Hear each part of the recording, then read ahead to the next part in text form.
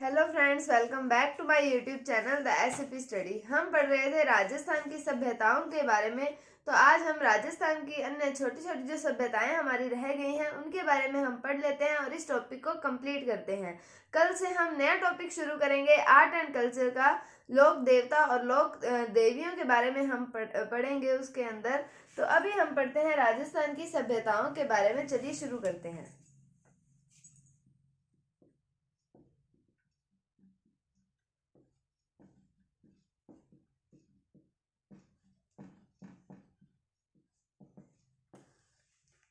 तो इसके अंदर अब हम पहली सभ्यता पढ़ते हैं, गरदड़ा सभ्यता।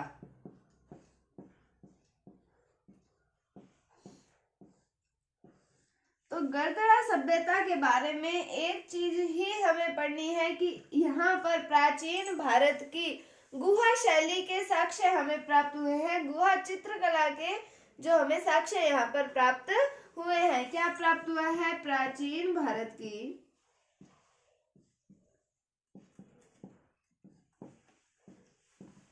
गुहा चित्रकला के साक्ष्य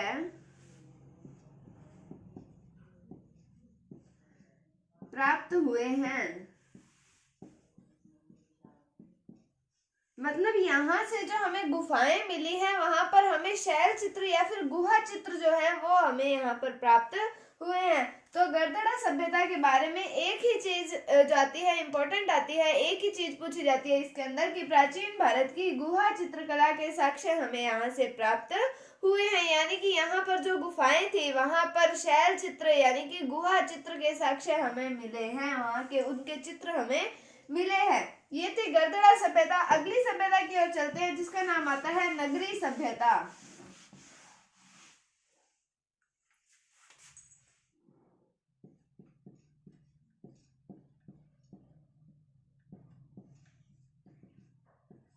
तो नगरी सभ्यता के बारे में पढ़ते हैं। सबसे पहले इसकी स्थिति पूछी जाती है हमसे। तो इसकी स्थिति आती है चित्तौड़गढ़। तो इसकी स्थिति कहां पर आती है? चित्तौड़गढ़ के अंदर इसकी स्थिति आती है। और एक जनपद का नाम आता है शिवी जनपद। शिवी जनपद। इसकी राजधानी आती है मध्यमिका। राजधानी कौन सी आती है? मध्यमिका।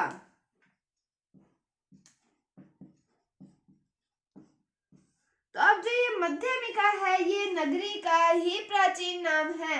तो मतलब हम ये कह सकते हैं कि जो मध्यमिका है उसका वर्तमान नाम क्या है? नगरी है। और मध्यमिका ये है प्राचीन नाम।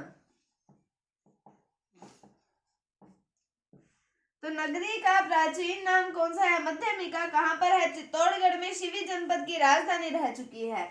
फिर हम बात करें कि भारत के प्राचीन वैष्णव मंदिर के साक्ष्य या अवशेष हम कह सकते हैं वो हमें यहाँ से प्राप्त हुए हैं। क्या प्राप्त हुआ है? भारत के प्राचीन वैष्णव मंदिर के अवशेष यहाँ से प्राप्त हुए हैं।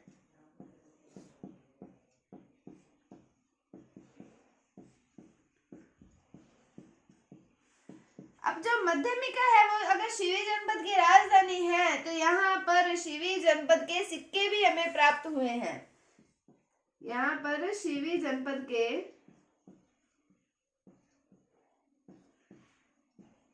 सिक्के प्राप्त हुए हैं।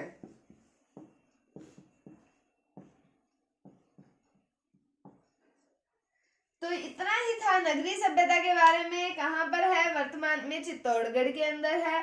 फिर हमने पढ़ा कि शिवी जनपद आता है, एक उसकी राजधानी थी मध्यमिका। और जो ये मध्यमिका है ये इसका प्राचीन नाम है। किसका? नगरी का प्राचीन नाम है मध्यमिका। और मध्यमिका का वर्तमान नाम क्या है? नगरी। फिर भारत के प्राचीन वैष्णव मंदिर जो है उसके अवशेष हमें यहाँ से प्राप्त होते हैं। कौन सी सभ्यता से? नगरी सभ्यता से। फिर शिवी जनपद के सिक्के भी हमें यहाँ से प्राप्त हुए हैं। ये तो नॉर्मल सी बात है कि शिवी जनपद की अगर राजधानी रही है मध्यमिका तो हमें यहाँ से शिवी जनपद के सिक्के प्राप्त होना तो ऑब्वियस सी बात है। तो ये थी नगरी सभ्यता। आगे हम बढ़ते हैं एक और सभ्यता के बारे में। छोटी सी सभ्यता आती है सुनारी सभ्यता।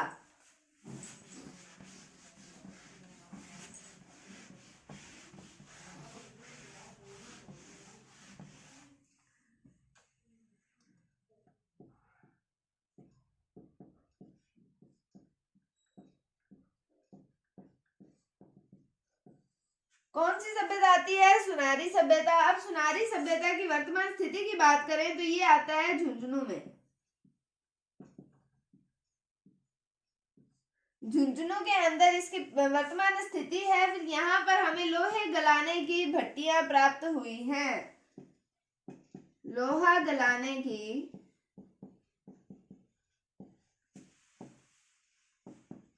भट्टियां प्राप्त हुई हैं।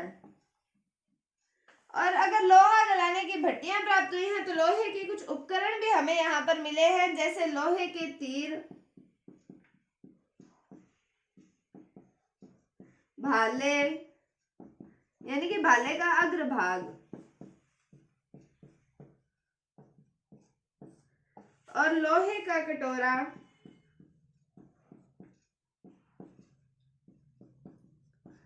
ये हमें यहाँ से प्राप्त हुए हैं। तो सुनारी सभ्यता के बारे में हम रिपीट करते हैं कि ये झुंझुनू के अंदर है और लोहा गलाने की भट्टियां हमें यहाँ से प्राप्त हुई है। कुछ लोहे के उपकरण भी हमें यहाँ से मिले हैं, जैसे लोहे के तीर हो गए, भाले का अग्रभाग हो गया और लोहे का कटोरा जो है वो हमें यहाँ से प्राप्त हुआ है। ये है सुनारी सभ्यता के बारे में, कहाँ पर है? झुंझुनू की। आगे बढ़ते हैं और पढ़ते हैं भीनमाल सभ्यता के बारे में।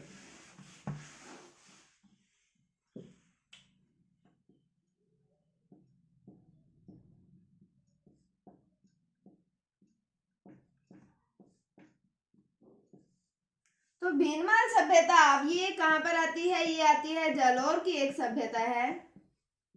कहाँ की है? जालौर की। अब यहाँ पर हमें यूनानी दुहत्थी सुराही के साक्ष्य प्राप्त हुए हैं। क्या प्राप्त हुआ है? यूनानी दुहत्थी, यानी कि 2 हाथों वाली सुराही के साक्ष्य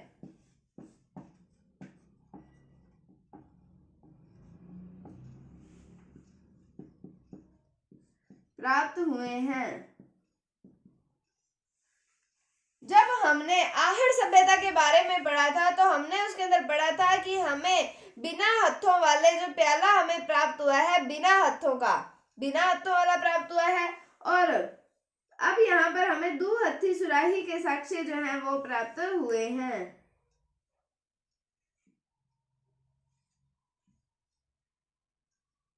ये हो गई दुहत्थी सुराही के हमें साक्ष्य प्राप्त हुए हैं। कहाँ पर है? जालौर में है। और यूनानी दुहत्थी सुराही के साक्ष्य हमें कौन सी सभ्यता से मिले हैं? तो आएगा भीनमाल सभ्यता से मिले हैं। अगली सभ्यता की ओर चलते हैं, जिसका नाम आता है सोंथी सभ्यता।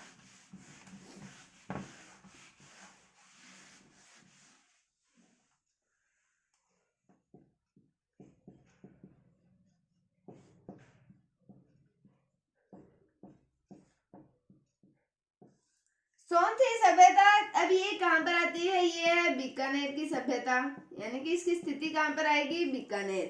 बीकानेर में है ये सभ्यता। और उत्खनन कार्य इसका किया गया किसके द्वारा? अमलानंद घोष के द्वारा।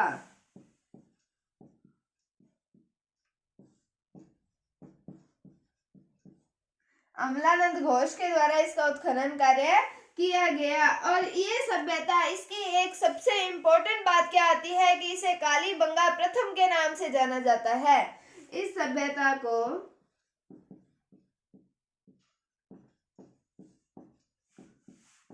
कालीबंगा प्रथम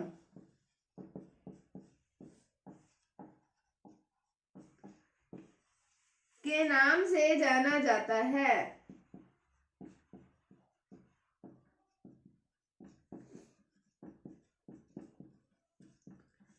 और यहाँ पर लाल और काले रंग के मृद भांड के साक्ष्य हमें प्राप्त हुए हैं। यहाँ पर लाल व काले रंग के मृद भांड के साक्ष्य प्राप्त हुए हैं। कौन सी सभ्यता की बात चल रही है? सोंथी सभ्यता की। कहाँ पर है? बीकानेर में। उत्खनन कार्य अमलानंद घोष के द्वारा किया गया। हमने जब कालीबंगा सभ्यता पढ़ी थी उसके अंदर हमने खोज का कार्य पढ़ा था कि अमलानंद घोष ने किया था, लेकिन यहाँ पर उत्खनन कार्य अमलानंद घोष के द्वारा किया गया है। और इस सभ्यता को कालीबंगा प्रथम के नाम से जाना जाता है। और यहाँ पर लाल और काले रंग के मृद भांड के साक्ष्य जो हैं वो हमें प्राप्त हुए हैं। कौन सी सभ्यता से? सोनती सभ्यता कहाँ की है? बीकानेर की सभ्यता है। अब आगे पढ़ते हैं, एक और सभ्यता आती है जिसका नाम आता है नोह सभ्यता।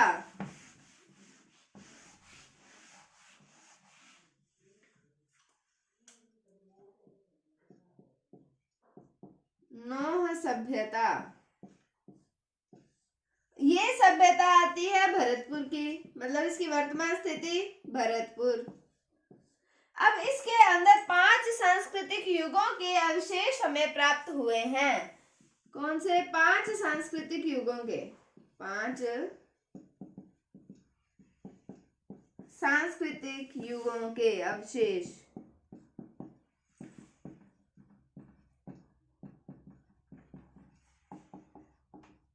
प्राप्त हुए हैं। अब हम बात करें कौन कौन से 5 सांस्कृतिक जो थे युग थे, तो उसके अंदर आएगा आर्यकालीन, ताम्रयुगीन, महाभारतकालीन,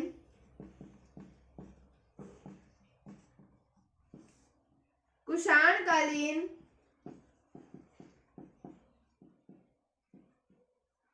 और मौर्ययुगीन। ये अवशेष हमें कहां से प्राप्त हुए हैं? नोह सभ्यता से। कहां की है? भरतपुर के 5 सांस्कृतिक युगों के अवशेष प्राप्त हुए हैं। कौन कौन से हैं? आर्यकालीन, ताम्रयुगीन, महाभारतकालीन, कुषाणकालीन और मौर्ययुगीन। याद कीजिए, जब हमने बैराट सभ्यता के बारे में पढ़ा था तो हमने ये पढ़ा था कि एक बौद्ध युगीन सभ्यता है, जनपदकालीन सभ्यता है, महाभारतकालीन सभ्यता है। तो हमने अब इसके अंदर कौन सी पढ़ी है कि आर्यकालीन है, ताम्रयुगीन है, महाभारतकालीन, कुषाणकालीन और मौर्ययुगीन सभ्यता के अवशेष हमें कहां से प्राप्त हुए हैं? नोह सभ्यता से। कहां की है ये? भरतपुर की सभ्यता। तो ये तो थे इंपॉर्टेंट सभ्यताएं। उसके बाद में कुछ अन्य सभ्यताएं भी आती है राजस्थान की, जिनके हमें सिर्फ क्षेत्र के नाम पता होने चाहिए कि कहां पर ये सभ्यता विकसित हुई है। और उसके बाद हमारा ये टॉपिक कंप्लीट हो जाएगा, राजस्थान की सभ्यताओं वाला। तो अब राजस्थान की अन्य सभ्यताएं देखते हैं।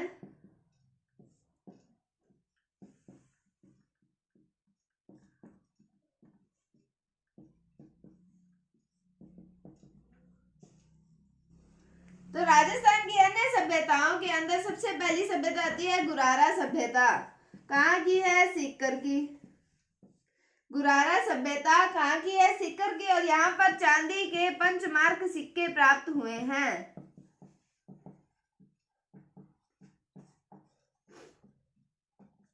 चांदी के पंचमार्क सिक्के कौन सी सभ्यता से प्राप्त हुए हैं? तो ये गुरारा सभ्यता है, सीकर की सभ्यता है।